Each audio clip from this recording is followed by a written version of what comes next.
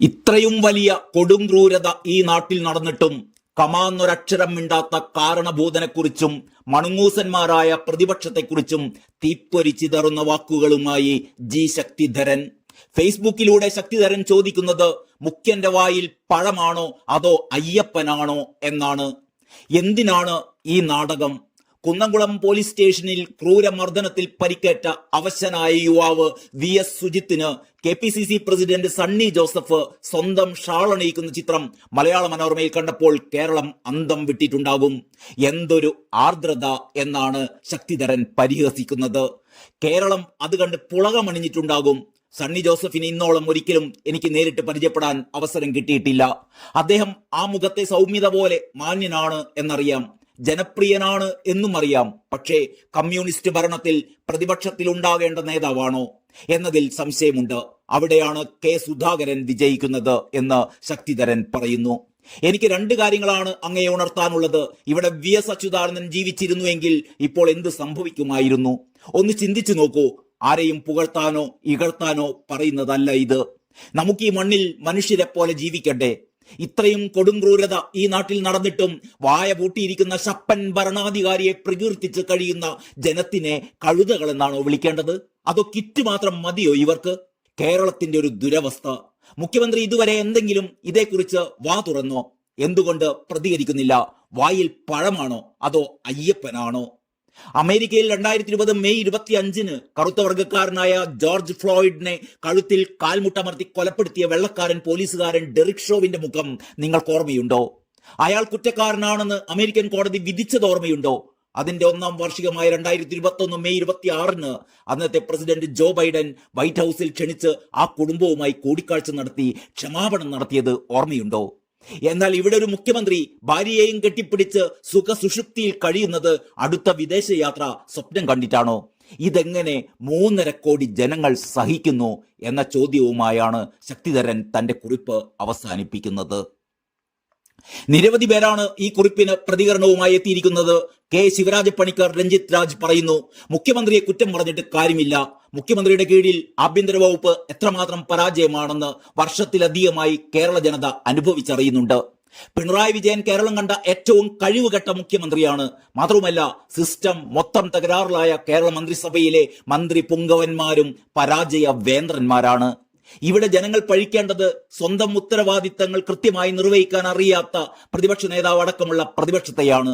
ഇത്രയും കുത്തഴിഞ്ഞ ഒരു ഭരണമായിരുന്നു നടത്തിയിരുന്നതെങ്കിൽ അപ്പോൾ പ്രതിപക്ഷത്തായിരിക്കുന്ന എത്ര പ്രക്ഷുബ്ധമായ അന്തരീക്ഷങ്ങൾ ഇവിടെ സൃഷ്ടിക്കുമായിരുന്നു എന്ന് നമ്മൾ കണ്ടു പരിചയിച്ചിട്ടുള്ളതാണ്. അതാണ് ഒരു പരാജയപ്പെട്ട പ്രതിപക്ഷമാണ് നമ്മുടേതെന്നും ഇനിയും ഒരു പിണറായി മരുമകൻ ഭരണം ഇവിടെ ഉണ്ടാവുമോ എന്ന് ഭയപ്പാടോടെ നമ്മൾ തിരിച്ചറിഞ്ഞ് ഭയാശങ്കപ്പെടുന്നത്. യൂത്ത് കോൺഗ്രസ് നേതാവിനെ ക്രൂരമായ രീതിയിൽ പോലീസ് മർദ്ദനം ഏറ്റതുൾപ്പെടെ ഏറെ അവസരങ്ങൾ മുന്നിലുണ്ടായിരുന്നപ്പോഴാണ് ഇന്നലെ പ്രതിപക്ഷ നേതാവ് മുഖ്യമന്ത്രി ഒരുക്കിയ ഓണസദ്യയുടെ രുചി നഗരാൻ ഇലയുടെ മുമ്പിൽ ചെന്നിരുന്നത്. ഇവരെയൊക്കെ ഓർത്ത് സഹതപിക്കുകയല്ലാതെ നമുക്ക് എന്താണ് ചെയ്യാൻ കഴിയുക? മലയൻകീഴ് രാജേന്ദ്രൻ എഴുതുന്നു, പറഞ്ഞത് 100% സത്യം. കേരളത്തിലെ പാവപ്പെട്ട ജനങ്ങളെ നിയമസഭാ ഇലക്ഷൻ അടുക്കുമ്പോൾ മുടങ്ങിക്കിടക്കുന്ന പെൻഷൻ ഉൾപ്പെടെ കൊടുക്കുകയും ഭരണം പിടിക്കാൻ CPM ജനങ്ങൾക്ക് കിറ്റ് വിതരണം ചെയ്യുകയും ചെയ്യുന്നു. ഇപ്പോൾ അയ്യപ്പനെ പിടിച്ചിരിക്കുന്നു. അഡ്വക്കേറ്റ് സതീനാരായണൻ എഴുതുന്നത്, സഹിക്കല്ലാതെ എന്ത് ചെയ്യാനാ എന്നാണ്. എന്തെങ്കിലും പറഞ്ഞാൽ അതിന്റെ ഫലം കണ്ട് നടപടിയെടുക്കുന്നവരോടല്ലേ പറയാൻ പറ്റൂ. ഇത് മുഖ്യമന്ത്രിയാണോ അതോ അസുരനാണോ എന്നും അഡ്വക്കേറ്റ് സതീനാരായണൻ ചോദിക്കുന്നു. അന്യായത്തെക്കുറിച്ച് പറഞ്ഞാൽ അത് ചെയ്തയാളെ വിളിച്ച് പായസം കൊടുക്കും, ഇനിയും ചെയ്യാൻ അധികാരം കൊടുക്കും. ഇതല്ലേ 9.5 വർഷമായി കണ്ടുകൊണ്ടിരിക്കുന്നത്. സംസാരിക്കുന്ന ചോദ്യങ്ങൾ ചോദിക്കുന്ന രാഹുലിനെ അയാൾ വായ് മൂടിക്കെട്ടിയില്ലേ? ഇതൊക്കെ സത്യസന്ധതയാണോ? അന്യായത്തിനെതിരെ പ്രവർത്തിക്കുന്നതാണോ? സുകുമാരൻ K കൃഷ്ണൻ ചോദിക്കുന്നത്, വായിൽ പഴം തിരികിയിരിക്കുന്ന ആഭ്യന്തരന്റെ പഴം തിന്നാൻ പോയ പ്രതിപക്ഷ നേതാവ് ഉള്ളപ്പോൾ പ്രവർത്തകരുടെ മാനത്തിനെന്ത് വില എന്നാണ്. രാധാകൃഷ്ണൻ ശ്രീമന്ദിരം പറയുന്നത്, K സുധാകരനെ പോലുള്ള ഒരു ഫയർ ബ്രാൻഡ് നേതാവാണ് ദ്രുതഗതിയിൽ ശോഷിച്ചുകൊണ്ടിരിക്കുന്ന കോൺഗ്രസ് പ്രസ്ഥാനത്തിന്റെ തലപ്പത്ത് വേണ്ടിയിരുന്നത് എന്നാണ്. താങ്കളുടെ നിരീക്ഷണം പൂർണ്ണമായും ശരിയാണ്. പക്ഷേ ഗ്രൂപ്പ് വീതം വെപ്പ് സ്വഭാവത്തിന് ഒരു മാറ്റവും വന്നിട്ടില്ല. കുന്നംകുളം സംഭവം മറിച്ച് UDF ഭരണത്തിലായിരുന്നുവെങ്കിൽ കേരളം ഇന്ന് ഭരിക്കുന്ന കക്ഷി മറിച്ചു വെച്ചേനെ. അവരുടെ ശൈലി സ്വീകരിക്കാൻ പരിമിതികളുണ്ട്.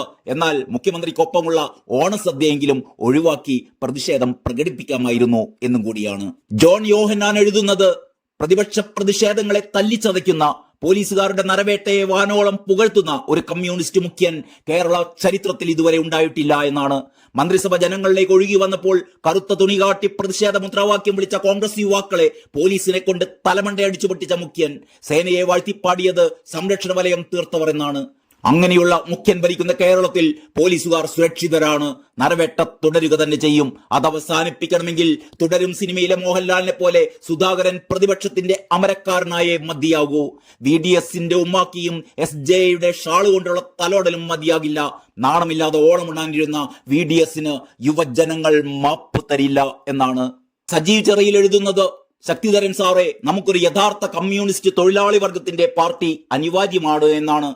പഴയകാല CPI, CPM, RSP, മറ്റു സോഷ്യലിസ്റ്റ് ജനതാ പാർട്ടികളിൽ ഉണ്ടായിരുന്ന ഇപ്പോഴത്തെ CPM, CPIയുടെ പോക്കിൽ പ്രതിഷേധിച്ച് സംഘടനാ പ്രവർത്തനം അവസാനിപ്പിച്ച ആയിരക്കണക്കിന് കമ്മ്യൂണിസ്റ്റുകൾ കേരളത്തിൽ എല്ലാ ജില്ലകളിലുമുണ്ട്. പിരപ്പൻകോട് മുരളിയെയും നിങ്ങളെപ്പോലെയുള്ള ഇപ്പോഴും വിപ്ലവ വീര്യം നഷ്ടപ്പെടാത്ത സഖാക്കൾ വിചാരിച്ചാൽ വരുന്ന നിയമസഭാ തെരഞ്ഞെടുപ്പിൽ പിണറായി വിജയന്റെ അത്യാധുനിക കമ്മ്യൂണിസ്റ്റുകളെ എന്നേക്കുമായി അധികാരത്തിൽ നിന്നും മാറ്റി നിർത്തി കേരള ജനങ്ങളെ രക്ഷിക്കാൻ കഴിയും. അതിന് നേതൃപരമായ പങ്ക് വഹിക്കണമെന്ന് താല്പര്യപ്പെടുന്നു എന്നാണ് പൂയില്യം തിരുനാൾ എഴുതുന്നത്. വായില കുന്നിലപ്പന്മാരായ പ്രതിപക്ഷ നേതാവും ആ നേതാവിന്റെ സംഘടനയുടെ അധ്യക്ഷനും മലയാളിയുടെ മാനം കെടുത്താൻ മാത്രമുള്ളവരാണ്. മാത്രമല്ല വിജയന്റെ തെമ്മാടിത്ത ഭരണത്തിന്റെ മാലിന്യം പേറാനും വിധിക്കപ്പെട്ടവരാണിവർ എന്നാണ്.